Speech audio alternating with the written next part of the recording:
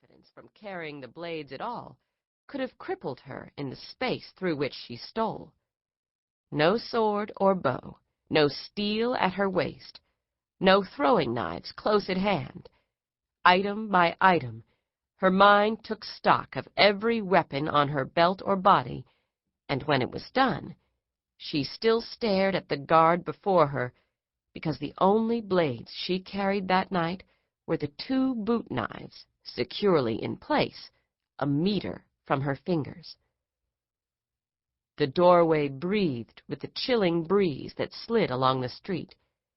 Damp, glowing roads pooled their shadows between the trees. Few outside lights were needed in the city, not with faintly luminescent streets to outline the buildings and 9 moons to shine through the night. But the moons did not help her on this night. Not one of them clung to the backsides of the clouds above the county.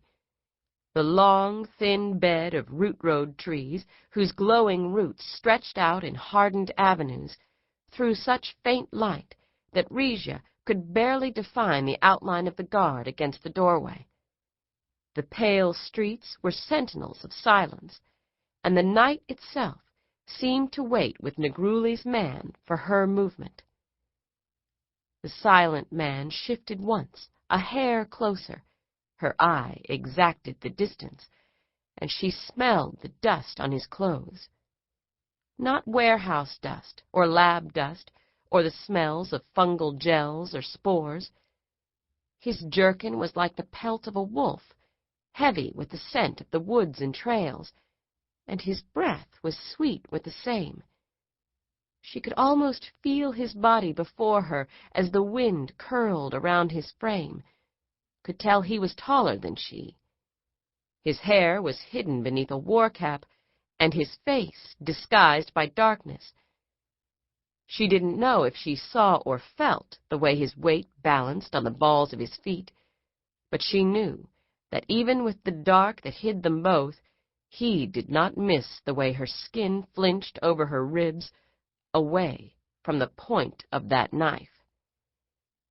She took a breath so gently in that it barely shifted her lungs. "How about you put down that knife, and I won't have to hurt you?" Even to herself, her low, almost whispered voice was steady. She did not know that her lips curled back from her teeth like a wolf, and the flash of fear that lay deep in her eyes looked more like the gleam of a hunter. The knife did not waver. "If you're waiting for the others, they won't be coming. They went to the iron bar for a grog." Her voice was cool as the steel of that blade, yet, steady as she sounded, her muscles had somehow lost their heat and now clamped like stone to her bones. Her throat could barely push the words between her frozen teeth. Chilled, her hands seemed iced onto the glass vials, and in her mind, still thin and distant, the heat of the wolf who raced through the streets left her sea of fear untouched. Did the knife man slant his head to hear her? She turned her right palm up as if in entreaty. The blade flicked in response, its warning clear: don't move. But she was already closer to that gleaming blade, closer now by a hand. Her voice was so soft it was almost lost in the breathing of the wind. "Give me your name, Blader." Was it his breathing she heard, or hers? She stretched her fingers and gained another inch. Her balance crept to the balls of her feet. "What would you do with my body, anyway? Stuff me into one of the kilns and put my ashes out in the morning?" A slight sound broke the pale silence of the road. A footstep, a voice? For an instant, neither moved. Then Rez's hand shot out. She followed her own movement with a violent lunge. One hand grabbed the knifeman's wrist, the other grasped his elbow. She yanked him toward her. His ribs hit hers. She didn't notice when his elbow jammed into her side, half twisting her body around him. She threw her slight weight on the bend of his arm and wrenched it back toward his gut. His grip on the blade seemed to loosen, and just before the knife went in, she hesitated.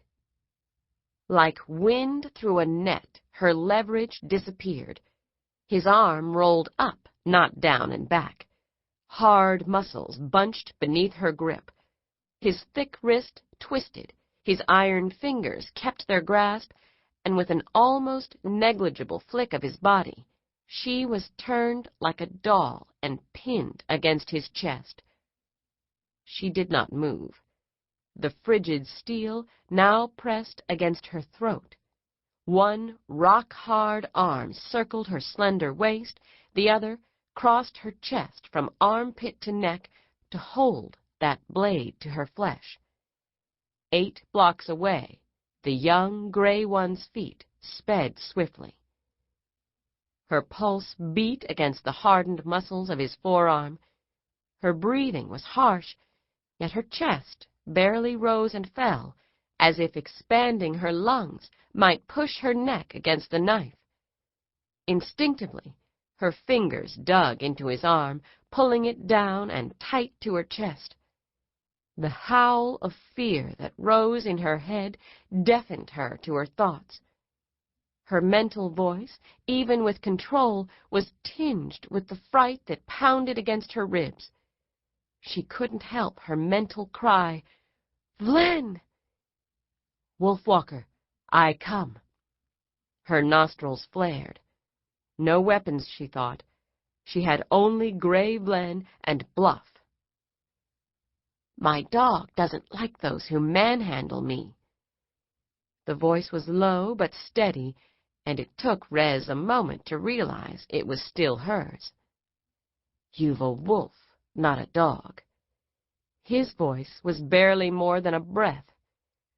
"If you value its life, keep it away, and be quiet." But Vlen's shadow flicked along the city blocks.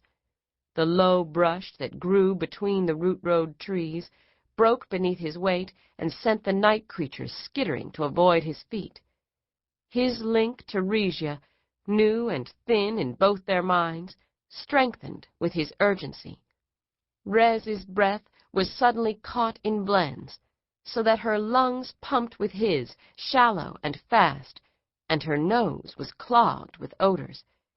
She tried to separate the scents, to remember that it was her own hands that smelled of fungus, her clothes that smelled of the labs.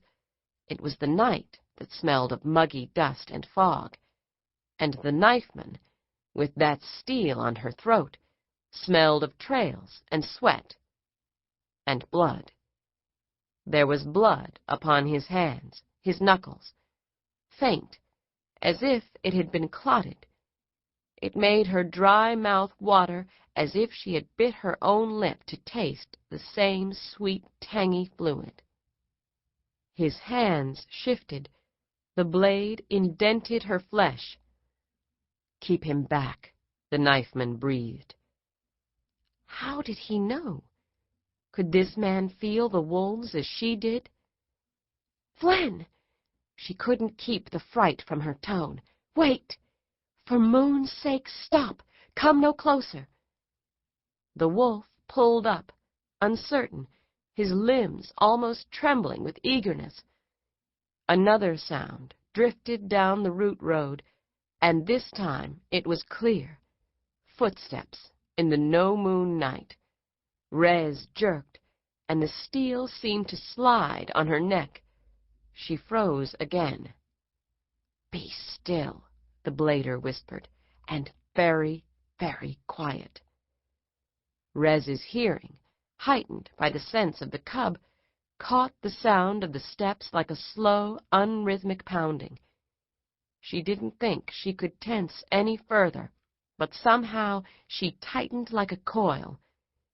The arm that crushed her chest pressed down upon her breathing.